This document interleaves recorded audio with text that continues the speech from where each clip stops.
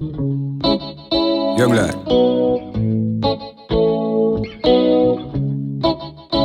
righteous. War can't buy great. Then craftsman so full of technique, make him feel like someone good and then alright. Show up at them night, cause we hard clean. Enough of them say them a do it, but them not do it like we. On them no for what them hear about. Warrior there to what them hear about. Open up it, they can make it hear out. Anybody in the way them a feel clear out. Like switched up. Hey everyone! Today I present, What if Sasuke Uchiha was sent to the Bleach universe, Part 1. Please enjoy. Sasuke Uchiha was usually a very cautious person. Never was he one to charge in without some form of plan B, and, to his credit, that way of thinking had saved his life in the past. However, he had also learned that the ghost of the Uchiha clan, Madara Uchiha, was someone who made his own intellect seem like that of a child. Or Naruto. It was honestly a very humbling experience, witnessing an Uchiha who had achieved such mastery of the shinobi arts. Every jutsu, every strategy, Madara had a perfect counter in place. And he was able to exploit weaknesses Sasuke didn't even know he had. For example, Madara had made it clear to Sasuke that his Rinnegan had very distinct catch to its teleportation ability. It left a ripple in the area he intended to appear, and Madara was more than able to capitalize on that. It forced Sasuke to master his new eye far more quickly than he thought was even possible. It was generally the same with Naruto, but the addition of his truth-seeking orbs made it much easier to survive the more aggressive assaults from Madara. It made Sasuke rely on Naruto for defensive assists more often than ever. The two of them were at their strongest by several orders of magnitude, and they were still barely hanging on. The shift in the tide happened when Madara obtained his second Rinnegan. With the completed set, he was able to instantly put the two of them on the defensive, and he had kept them there ever since. He began to produce wood clones and his limbo clones increased in number, and he was taking every advantage possible. Although, Sasuke knew that his ancestor was still not taking the fight entirely too serious.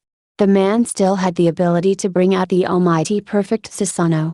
He knew that the two of them needed to think of something fast, or else Madara might decide to take this battle more seriously. It had been one of those moments in the fight where the three of them took a moment to breathe, and Sasuke knew that if he allowed Madara even the slightest break at this point, the elder Uchiha would have more than enough power to start dealing serious injury. He and Naruto were on their last legs, and if they let Madara regroup and have even a moment to gather chakra, the two of them wouldn't last much longer. So, without a moment of hesitation, Sasuke activated the Rinnegan, and vanished. Within an instant he was behind Madara, his Chokudo already in motion to behead its target. This wasn't something backed by planning or even instinct. All Sasuke knew was that Madara had to die. Now. But the ghost of the Uchiha clan was suddenly enveloped in the blazing blue light of the Susanoo, and Sasuke's Chokudo was about as effective as a child's pinky finger. Madara had activated his perfect Susanoo. Sasuke instantly teleported to Naruto's side, sheathing his Chokudo and catching his breath. "We need to do something, Naruto. That Susanoo is going to tear us to pieces if he keeps it activated. I can activate my own, but I'm nowhere near strong enough to match that kind of power by myself. Any ideas?" Naruto looked at him for a moment, then smirked. "Let's do it like when we fought Obito. I'll take the lead, you follow in 2 seconds." Sasuke nodded, and teleported a few dozen yards away. He immediately began to muster as much chakra as he could. 1. 2. Now. Sasuke released his chakra, and focused intensely. The purple glow which surrounded him exploded to life. The unimaginable power provided by his Susanoo's perfect form left him feeling physically lighter than before. But, he needed to move, quickly. He and Naruto had one shot at pulling this off. The process of fusing their respective abilities fell primarily on Naruto, so Sasuke took the brief moment to think of ways they might be able to catch Madara by surprise. It wouldn't be easy. In fact, they probably wouldn't pull it off at all. This was a losing battle, Sasuke knew that. But he'd been in similar binds in the past, and he wouldn't let the seemingly insurmountable odds deter him. They could win. They had to win. It was after a few moments that he felt it. The sudden surge in chakra and the appearance of Naruto beside him indicated that the fusion of the nine tails and his Susanoo had been completed. He looked over to Naruto, who was smirking. "You ready, Sasuke? One last attack." Sasuke let loose an intense shout. "Damn right." And with that, the two of them began to prepare for their final assault. Sasuke began to summon all of the chakra in his body, funneling it into Naruto's avatar to ensure that the blast from their attack would at least force Madara out of the perfect Susanoo. 3. Naruto shouted, their avatar beginning to form a tailed beast bomb. 2. Sasuke continued, using his Mongecho to coat the blast in Amaterasu. 1. The two shouted in unison, and Naruto let the blast fly from the mouth of the nine tails. A massive flash of energy blinded Sasuke for a moment, and he realized that Madara had released some form of chakra pulse from the blade of his Susanoo. He felt panic rush into his heart, and he waited to see if the tailed beast bomb would overcome the wave of energy. But, to his horror, the blast began to dissipate, and he and Naruto were mere moments away from being hit by the monstrous tsunami of chakra barreling towards them. It was then that he also realized that Naruto had already formed a barrier of truth-seeking orbs around him. Sasuke shouted, "Naruto!" His partner looked to him, and an expression of pure terror overcame the grimace from just seconds ago.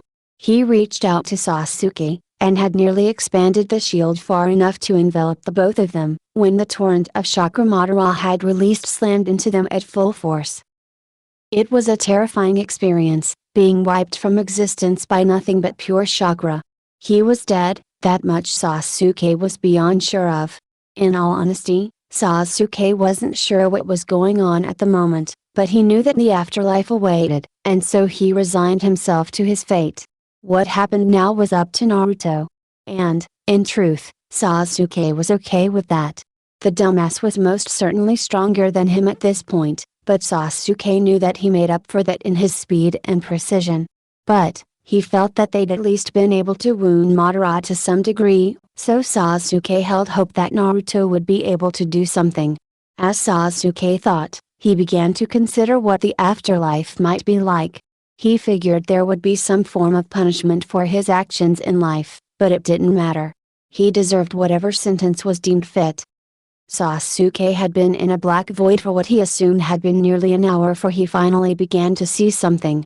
It was subtle at first, nothing more than a slight tingling in his spine. Then, a blinding flash of light caused him raise his arms to shield himself. It was then that he began to hear a clamor of voices shouting around him. He lowered his arm, and was greeted by the cold bite of a razor-edged katana resting against his throat. A harsh, authoritative female voice shouted at him. "State your name." Sasuke did a double take, and finally met the eyes of the woman. She was quite a bit shorter than him, her hair bound in two braids on either side of her head. She wore a black shakusho, a strange-looking badge tied around her shoulder. The level of killing intent Sasuke could feel emanating from her made the boy step back, his hand flying to his chokudo. He stopped himself from drawing his blade, and took a moment to survey his surroundings. His heart skipped a beat when he realized that at least 200 men and women were surrounding him, blades drawn and ready to carve him to pieces. Sasuke thought for a moment, and forced himself to exit his current defensive stance. He looked back to the woman, who was now in a combative stance herself. "My name is Sasuke Uchiha, and I'd appreciate it if you'd explain just what the hell is going on?" The woman seemed to slacken her stance somewhat, and she lowered her weapon. "You're kidding, right? There's no way someone could just show up in the middle of the Tsurayata, exude enough Ryotsu to put a lieutenant to shame, and not know what he's doing here in the first place. Now, I demand that you explain yourself at once." Sasuke, for the second time in the last 45 seconds, had to do a double take. What was she on about? Tsurayata? Ryotsu? Lieutenant? Just where was he, exactly? Look, I know this sounds bad, but I swear that I've no idea what this place is, and I certainly haven't heard of this Ryotsu you're referring to. So please, can we just calm down and talk this through?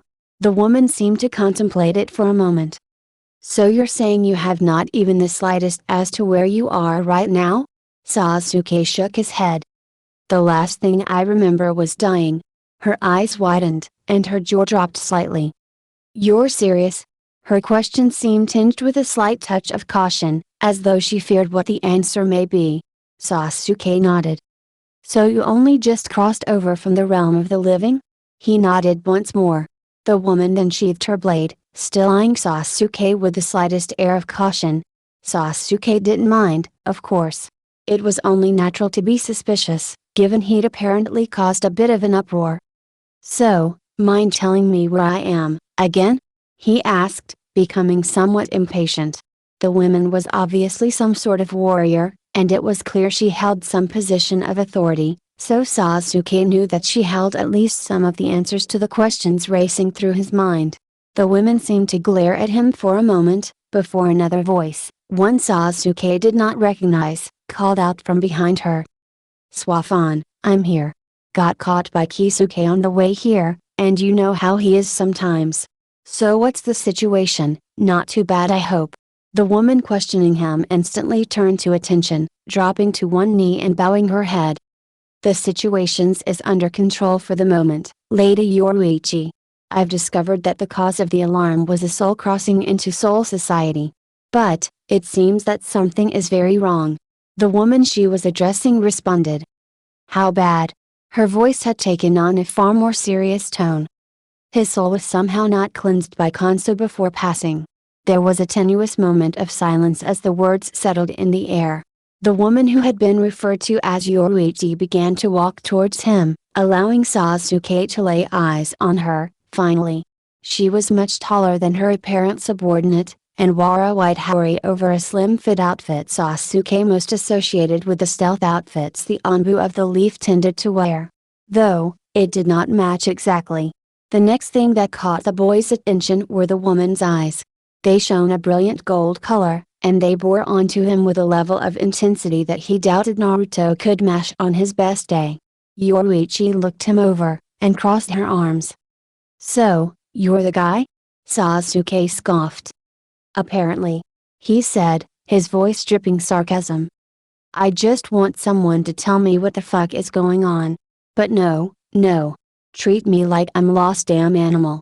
So if you're here to gawk at me and ask stupid questions, then I'd appreciate it if you'd just go away, and send someone who might actually explain something for a change. He didn't shout, but his patience had officially snapped. Yuichi snorted, obviously suppressing a laugh. Alright, ask away. Sasuke just stared for a moment. Alright then, what is this place? He asked. This is what I assumed you'd call the afterlife.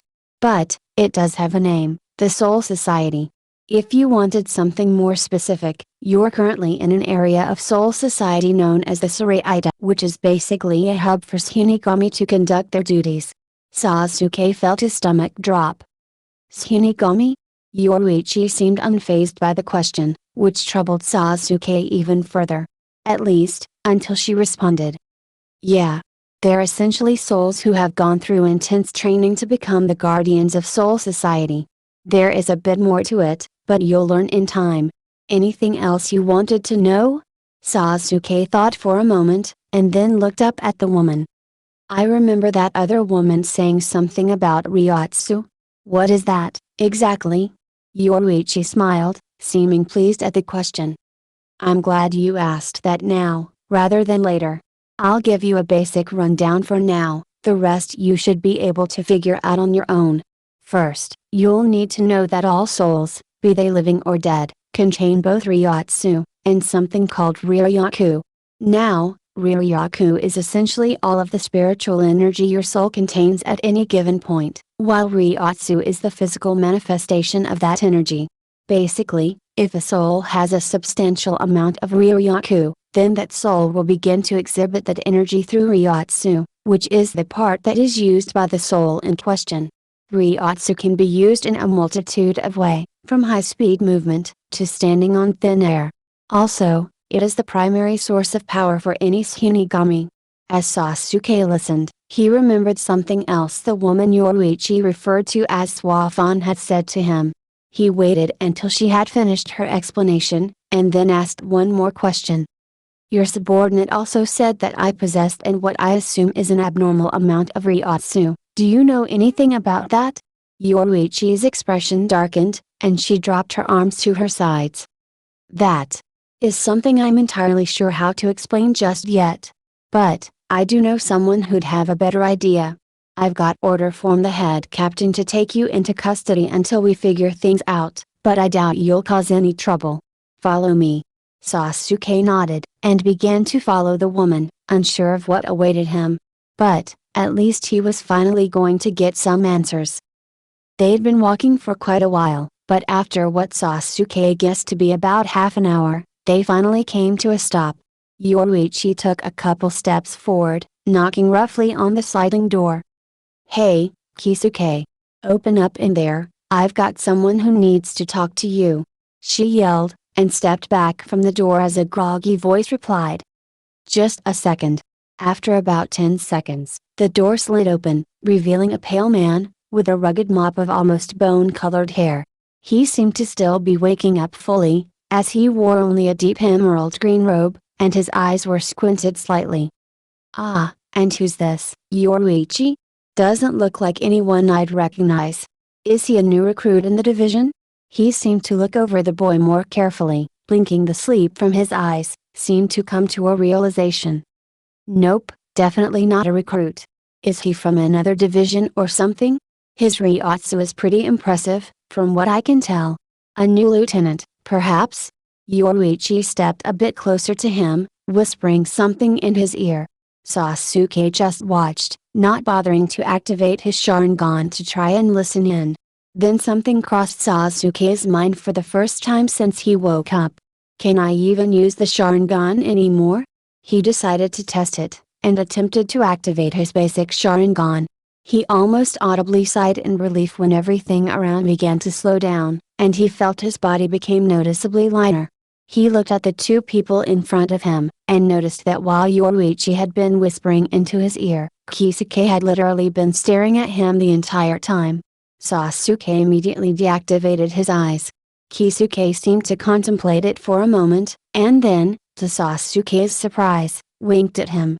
Sasuke tipped his head to the side, and Kisuke responded by pointing to his own eye, and then placed his finger over his lips. Sasuke caught the signal loud and clear. Kisuke wouldn't say anything unless Sasuke wanted to tell them about it. He bowed his head slightly, wordlessly thanking the man for his understanding. I have no idea how they would react to something like the Sharingan, and until I know they're trustworthy, I don't want word of it to spread. Sasuke watched as Kisuke and Yoruichi finished their private conversation, and waited for someone to speak. After about 5 seconds, Kisuke spoke up. Come on inside, I'll grab you some chairs. This is gonna be a long discussion. Sasuke nodded in agreement, and followed Yoruichi as she stepped inside. The place was cluttered, to say the least. Every direction Sasuke turned his head was covered from head to toe in lab equipment and vials of various chemicals that he didn't recognize. He ended up flashing back to his time with Orochimaru, and how the man used to ramble on about various scientific jargon that Sasuke had always found quite boring. He turned back to face Yoruichi, and flashed her a questioning look. She noticed, and immediately chuckled. He's fine, kid. Kisuke is probably the smartest guy in all of Soul Society. If he can't figure why you're here, no one can. And there it was again. That nagging feeling in Sasuke's gut that had been eating at him since he first spoke with that Suafan woman. He shouldn't be here. Well, that's about the best I can do for now.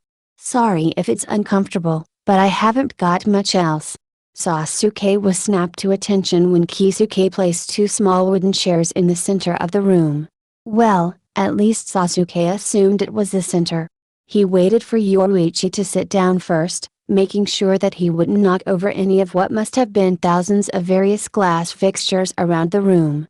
As he finally managed to sit down, he turned his gaze back to Kisuke. So, kid, Care to tell me how you died? He asked. Sasuke was caught a bit off guard by the man's bluntness, but quickly recovered. Well, it's a bit complicated, but long story short, I was hit by a wave of destructive energy. I assume it completely vaporized me, and after that I was just sort of in a void of blackness. I was there for about an hour, and then I ended up in the Saraite with that Swafan woman's blade to my throat. She questioned me for a bit, and then she showed up. He finished by pointing at Yoruichi, who remained silent. Kisuke took a moment to ponder the boy's story, and seemed to come to a conclusion after about a minute flat.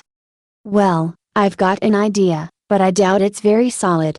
I'll take some time to think it over, but we'll assume the following for now. First, do you know how powerful the blast that hit you was? Sasuke took a moment of consideration. It was powerful enough to level entire continents? And that may be an understatement. Kisuke's eyes seemed to jolt open upon hearing this bit. I'm sorry, but could you repeat that? I believe I may have misheard you. Sasuke frowned. Did they not know what was happening in the realm of the living? I said that the blast was strong enough to level a continent, and that it may have been an understatement. He spoke more loudly this time, making sure that Kisuke heard each word perfectly. He looked to his left, and noticed that Yoruichi had the same wide-eyed expression on her face. Alright, we'll just go with it for now. So, according to you, the blast was extremely powerful. Based off of that, I believe what may have happened to you was something quite rare in the cycle of death. Your body was destroyed so utterly by the blast that it actually affected your soul. It caused such a powerful reaction that your soul was thrown out of the realm of the living and into soul society. The residual reactor from the blast may have been what allowed you to punch through the barrier that guards this Saraite from outsiders so easily. On top of that, the fact that you didn't go the process of Kanso means that your soul hasn't been cleansed.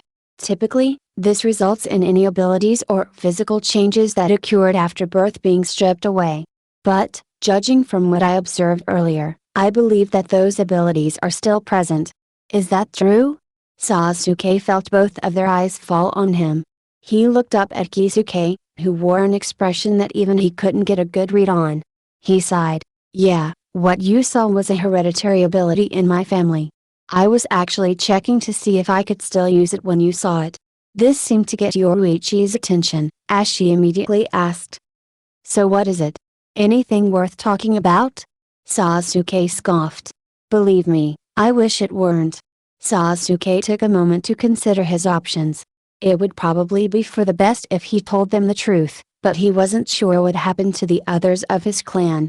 If they were still in Soul Society, that meant it was very likely that they would discover him eventually. Wait. He thought. Why am I worried? No Uchiha aside from Obito and Madara himself had ever unlocked the Rinnegan. Two of those shinobi aren't likely to stir up trouble. But, if Naruto won, Madara could very well be a problem. No, it's best for now if I play things subtle. I'll limit my use of the Mangekyo and Rinnegan to life or death moments, and only use the Sharingan if I deem it safe and necessary. It's called the Sharingan. It gifts the user with incredible powers of perception, and boosts our reaction time to insane levels. There are a few other things, but I won't talk about them yet. I still have no idea if I can actually trust you, so I assume you understand.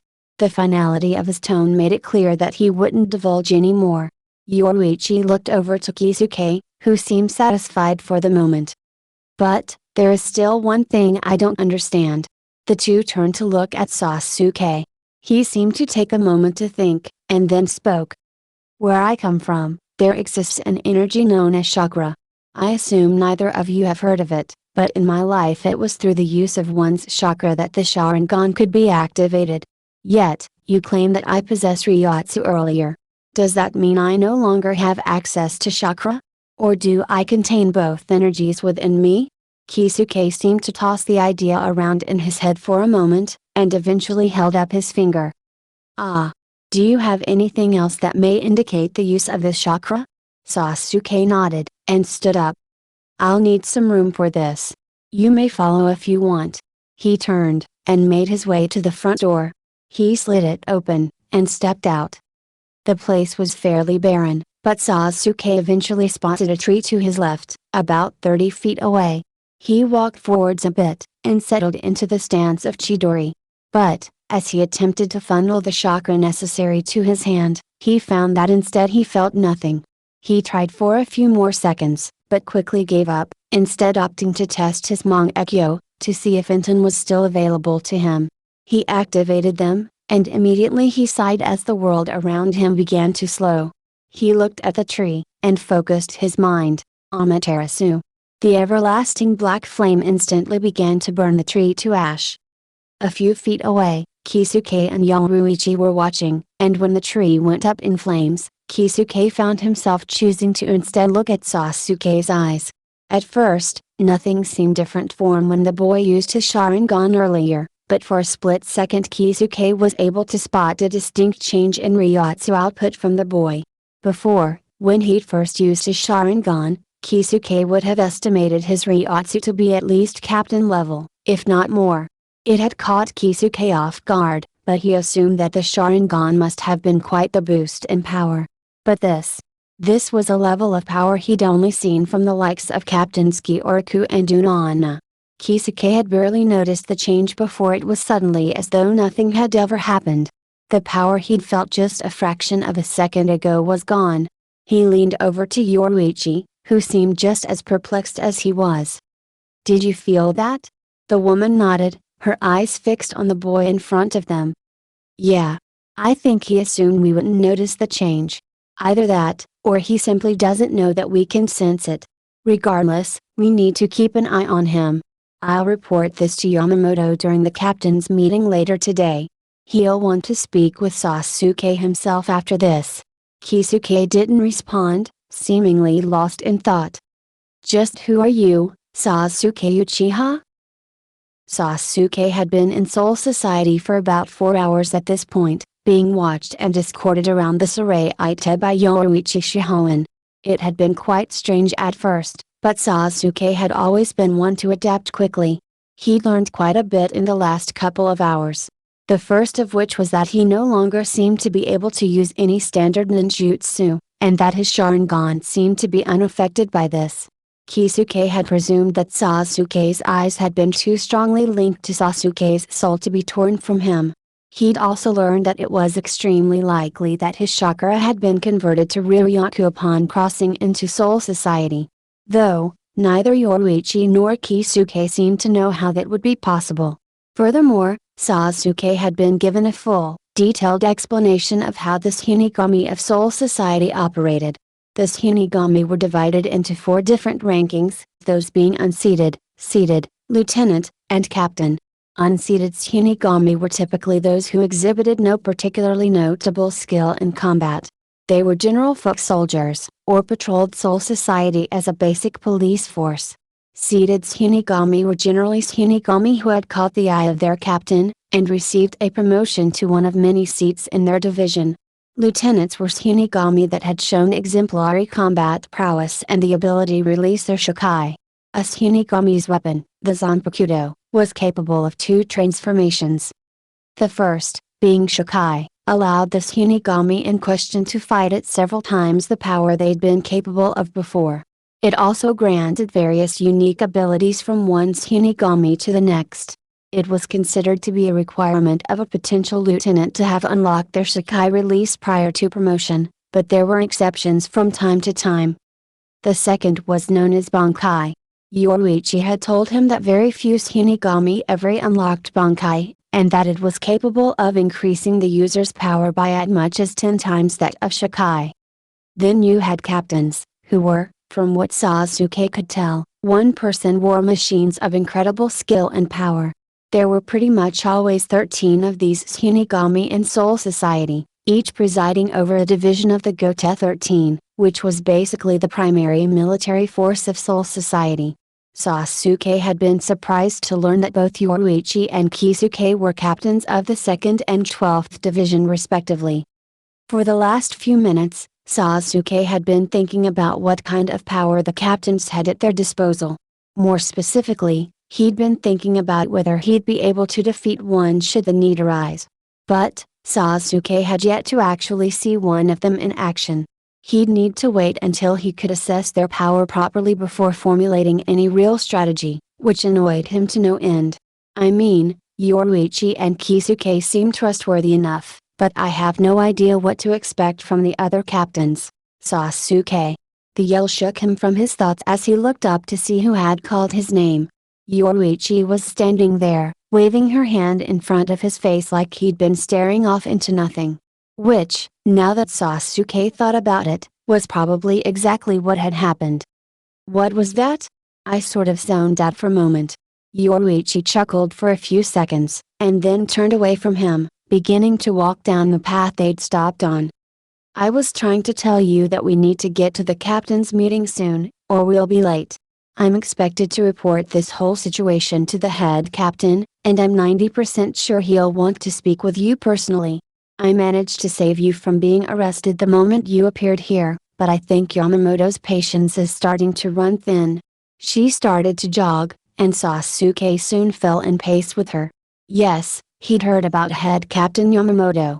According to both Kisuke and Yoruichi, the man was the most powerful being in all of Soul Society, and had been around for over 2,000 years, and was still just as powerful as he was in his prime.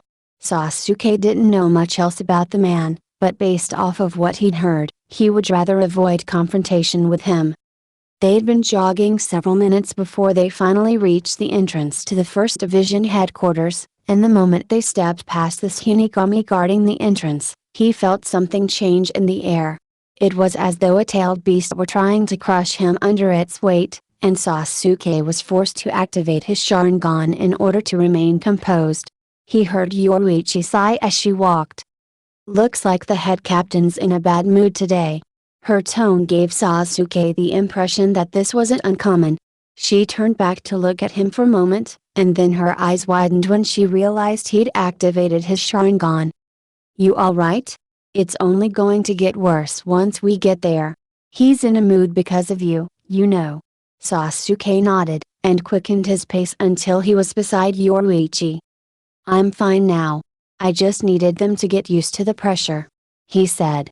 Yoruichi stopped walking, and looked over to Sasuke. Alright, we're here. Brace yourself, and hide your eyes until you get used to it. Just make sure to address any captain who speaks to you as such, and you should be fine. You haven't purposefully broken any of our laws, and your state of being is completely beyond your control. Hopefully Yamamoto will see that. Sasuke nodded in understanding. Yoruichi then grasped the handle of the door before them, and pushed it open. The room that Sasuke stepped into was, quite frankly, not at all what he had expected. It was large, with its ceiling nearly 2 stories above him. The floor was a simple hardwood, and the wall consisted of white stone, held in place by wooden support beams which lay flush with the wall. He looked to the people standing at the room's center. There were 10 people standing there, all wearing slightly different variations of the captain's hori. He was able to spot Kisuke on the far end of the room, and the man threw up his hand and waved. Sasuke returned the gesture after a moment. He looked to the others, and before he could truly analyze them, he felt that same pressure he'd felt before. This time though, it's as if he were trapped inside of a Chibaku Tensei meteor, and that meteor was being crushed on all sides by the power of every tailed beast in existence at once.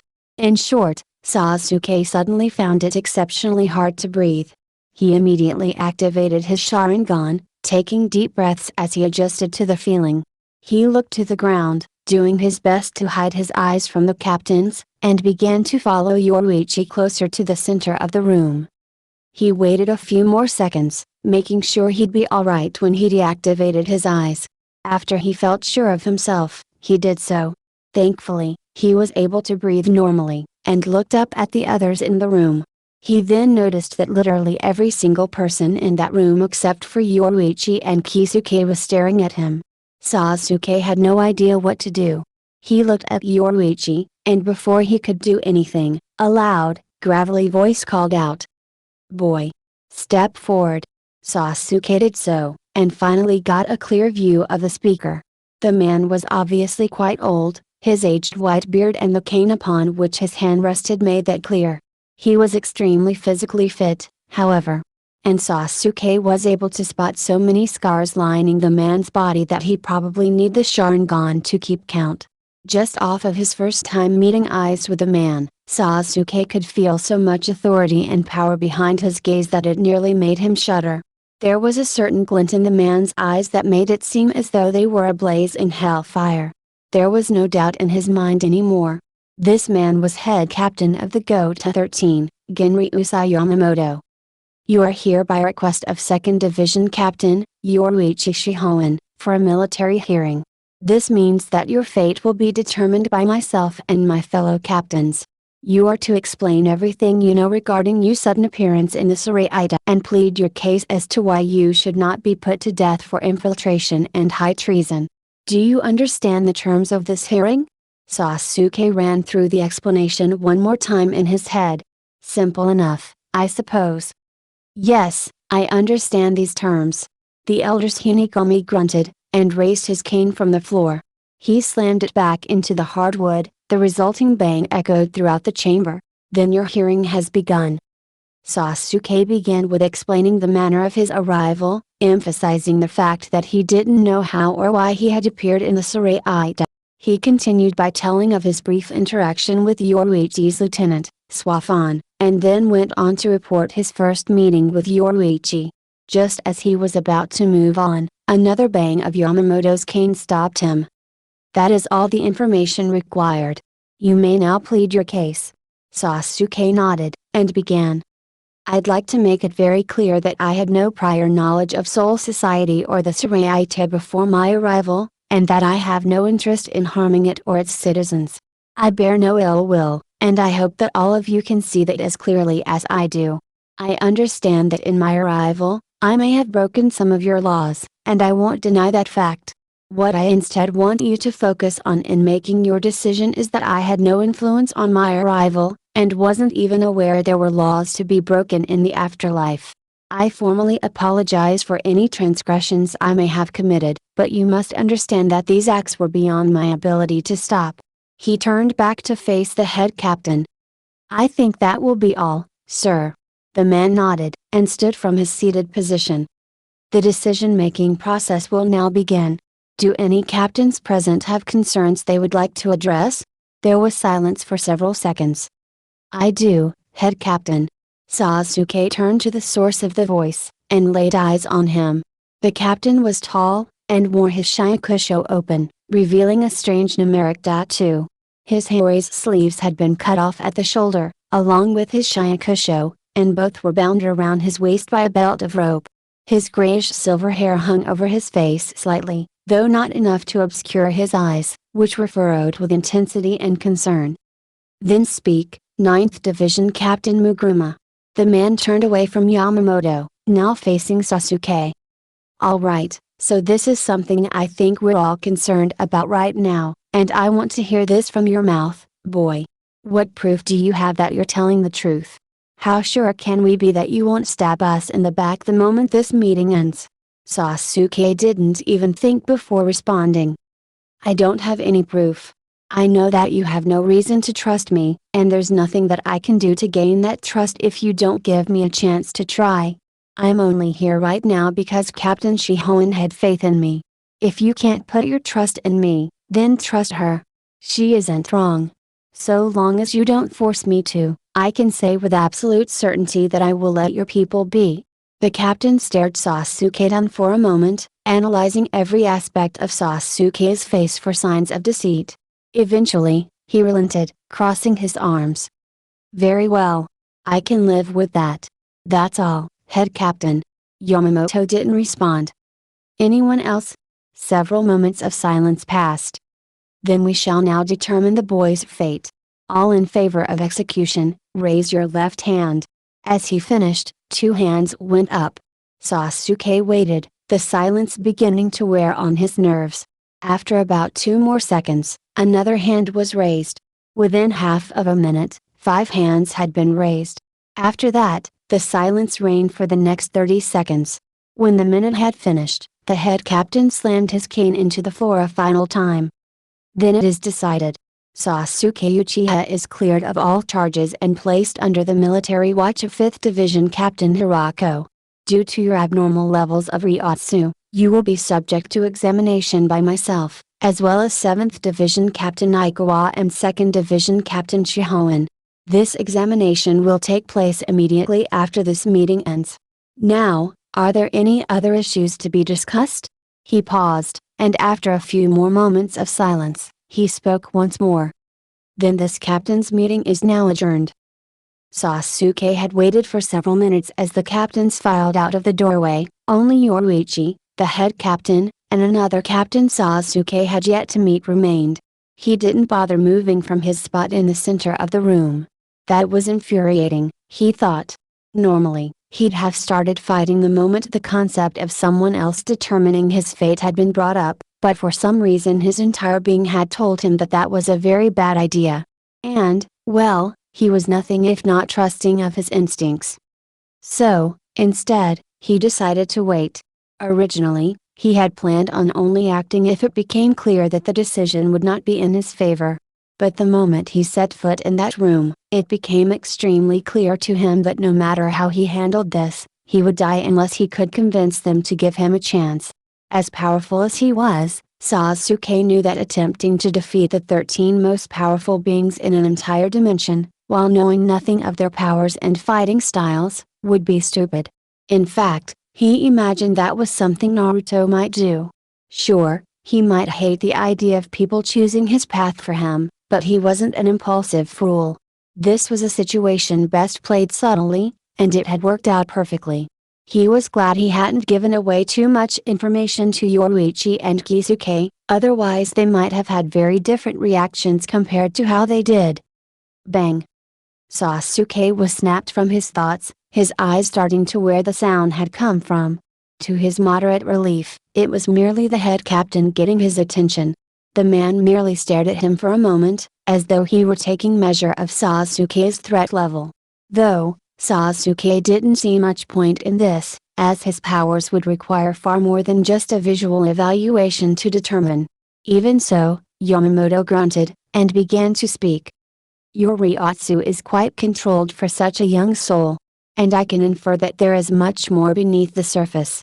Captain Shihoan informed me that your Ryotsu seemed to spike from that of the lieutenants to a level only demonstrated by the oldest of captains. While I doubt your power is anywhere near such a level, I am intrigued by this report. He paused for a moment, lifted his hand and making a motion Sasuke assumed to mean come here to the captain. Sasuke didn't know. He stepped forward, and Sasuke finally decided to look him over. He was quite tall, and his hair was styled into an afro that looked slightly odd. His attire was fairly typical of the captains Sasuke had seen thus far, with a sleeveless hori, and a black shakusho. There was silence, as though the man was expecting some form of verbal greeting. Sasuke, by nature, did no such thing. He had been out of his comfort zone for way too long, so he wasn't about to continue it now that he was in the clear. So, it was back to his traditional cold shoulder disposition. After it became clear that Sasuke had no intention of speaking, Yamamoto continued. This is Captain Love Aikawa of the 7th Division, he will be responsible for examining your physical strength. Ryotsu is known to augment one's capabilities to varying degrees, and will be an easy way of determining your overall power. Note that this is going to affect your responsibilities in the future. Sasuke nodded, and the head captain stepped back. Aikawa finally spoke. I suggest you do whatever is necessary to prepare. I intend on pushing your body to its limit. You'll be striking variously weighted blocks of metal, and after each I'll increase the weight of the next, until you can't move them anymore. Don't go into this with the intent of making it through every block, because you won't. Not even Captain Mukuruma was able to, and he has one of the highest reserves of all of the captains. Now, if you'll turn around you'll see that some of my subordinates have already set up of the first few. Go ahead and start when you're ready. Sasuke did so, and walked over to the first block. It only came up to his waist, and Sasuke noticed that the other blocks didn't seem to get very much bigger. Shrugging his shoulders, he decided to take this fairly casually. It didn't matter how well he did, anyway. So, He reared his right foot back, and kicked. What resulted was, for lack of a better word, surprising. The block flew across the entire room and crashed into the opposite wall. After the smoke cleared, Sasuke also noticed that the thing had exploded into several pieces on impact. That was odd. He knew that he wasn't average in terms of chakra, and his taijutsu was nothing to scoff at, but this was something he'd have expected from someone like Guy or Jiraiya. That must be the augmentation Yamamoto was referring to. Not bad. He allowed himself a smirk. It seemed that the effects of Ryotsu on the body were far superior to those of chakra. And that was probably an understatement. That had felt no different than kicking loose pebbles. He looked back over his shoulder, and was mildly amused to see that Aikawa's jaw had slackened slightly. He turned back, and moved on to the next block. He decided to be truly daring, and this time did little more than drive his knee into it. He was met with similar results, although the block didn't break quite as spectacularly this time. It merely broke into 2 or 3 shards, and not much else. Again, he moved on. Since the next few blocks were only slightly bigger, he went through them with ease. When he got to the last block, he changed it up a bit. So, instead of kicking or kneeing the block, he hit the thing with a legitimate palm strike, with enough effort behind it to crack the block on impact. It flew across the room, exactly as those prior had, and when it impacted the wall the thing practically disintegrated into pieces so small Sasuke had to tilt his head to avoid one of them from hitting his left eye. He turned back around, and looked to Aikawa with a bored expression on his face. Aikawa seemed slightly annoyed, for some reason. Sasuke assumed that this wasn't normal, and decided to speak to the captain for the first time. What next? Aikawa seemed to furrow his eyebrows, but Sasuke couldn't be sure due to the sunglasses the man was wearing. Well, you obviously have some decent strength, so we'll just skip to the last 3, and see how well you do. Sasuke nearly snorted. I guess these guys aren't as strong as I assumed. Granted, I'm only like this because of the difference in potency between chakra and Ryotsu. I assume the captains are at least close to this level, since Yoruichi and the old man didn't seem all that bothered by my strength. This Aikawa must just be fairly weaker than them, I suppose. The sound of something heavy hitting the floor shook Sasuke from his thoughts, and he looked up. There were 3 blocks there, all of the same size, and each had a number carved into them. These blocks aren't made from the same material as the others, and unlike them, the reishi in these has been modified by the 12th division to be as dense and sturdy as physically and spiritually possible. By all rights, only the greatest of captain class Shinigami should be able to affect them, so I suggest you take this much more seriously than the others. Aikawa seemed quite pleased with himself. Sasuke, not doubting the man's word, decided to give it a shot without his Sharingan. He reared his fist back, careful not to overextend himself, and punched as hard and as fast as he could. The result was not at all what he was expecting. When his fist made contact, the thing did move. But only a couple of inches. In response, he decided to try again with the Sharingan, purely out of curiosity. He wanted to find out as much as he could in this test. Just as always, the world began to slow, and his body began to feel more reactive and aware. He looked to the block, and was immediately struck with a sight that gave him pause. It reminded him of the first time he'd seen someone's chakra. Inside of the block was a mass. That was the best he could describe it. A blue, writhing mass of energy. It was so dense with this energy that Sasuke was sure that the block should have exploded. So the Sharingan came Reishi. That must have been what it was, because it's the only thing that Aikawa mentioned about the block that would explain this. He just stared at it for a moment, getting used to the sight. Normally the Sharingan could only see the chakra of living creatures, so Sasuke could only assume that he could see the reishi in the block because of just how much was there. After all, why would the Sharingan obtain any more power than it had before? It only made sense that reishi would become visible in high enough quantities. After reasoning through this new discovery, Sasuke decided it was probably best to act before those around him took notice. He quickly peeked over his shoulder, fast enough that he was confident that no one would notice his eyes. The moment he caught sight of Yoruichi, His ripped his head back to face the block, his adrenaline on fire. Her eyes had been as wide as dinner plates. What did she see? Sasuke suddenly came to a realization, and felt like an idiot for it. Even Naruto wouldn't make a mistake like this. He'd completely ignored the fact that Ryotsu changes could be physically felt by anyone in proximity.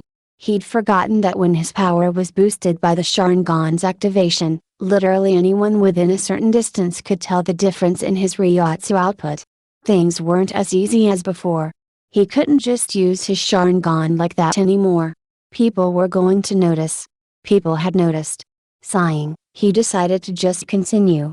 Perhaps they wouldn't call it out if he didn't react. So, he closed what little distance was between him and the block, reared back his arm, and slammed his fist into the thing, allowing all of the frustration he felt for himself funnel into the strike. The entire front half of the block disintegrated on contact, and a concussive shock wave slammed into the floor, cracking the tiles and sending shards of rock and tile flying in all directions. The remaining portion of the block was sent flying across the room at such a speed that even Sasuke could barely track it. When it hit the wall, there was a resounding crash as the material consisting of the wall gave way under the immense speed and weight of the block. Once the smoke cleared, Sasuke could see that he'd caused quite a bit of destruction with this last strike.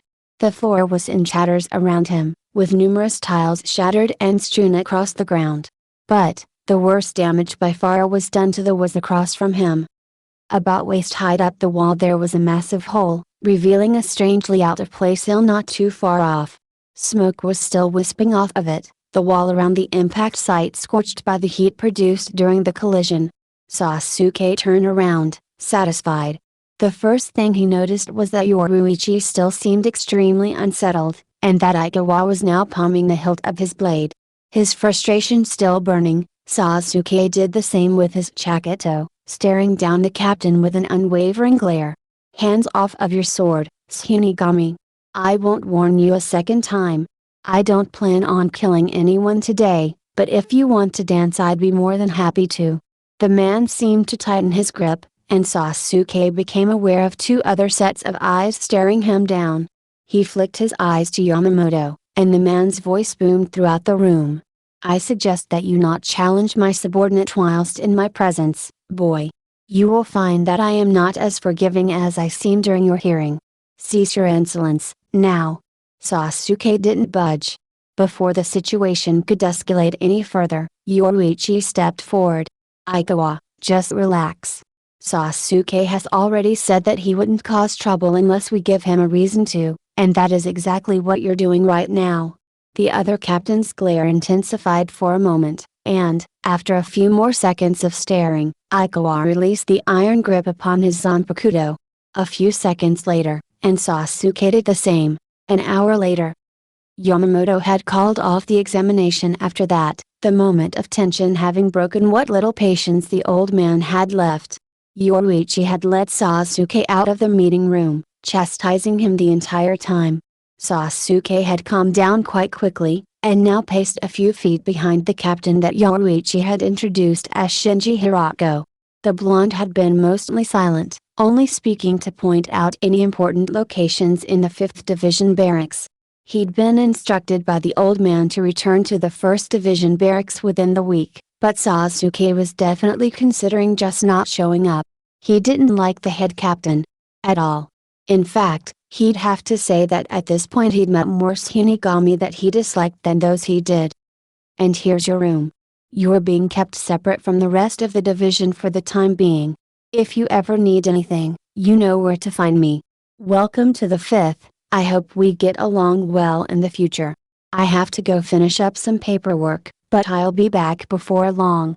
He said the last bit with a grin Sasuke could only classify as unsettling. The captain then stalked off down the hall, leaving Sasuke alone to think for the first time since he'd arrived in Soul Society. He pulled the door open, and stepped inside.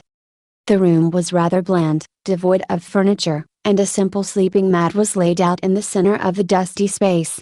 So, Sasuke closed the door behind him and plopped down onto the mat, letting out a relieved sigh. Finally. I thought today was never going to end. He laid there, in sweet, blissful silence, for a few seconds. He let the events of the day wash over him, analyzing the events of the past 24 hours in scrutinous detail. But, his thoughts always seemed to land on one particular realization. I'm dead. That's it. Please comment for a part 2.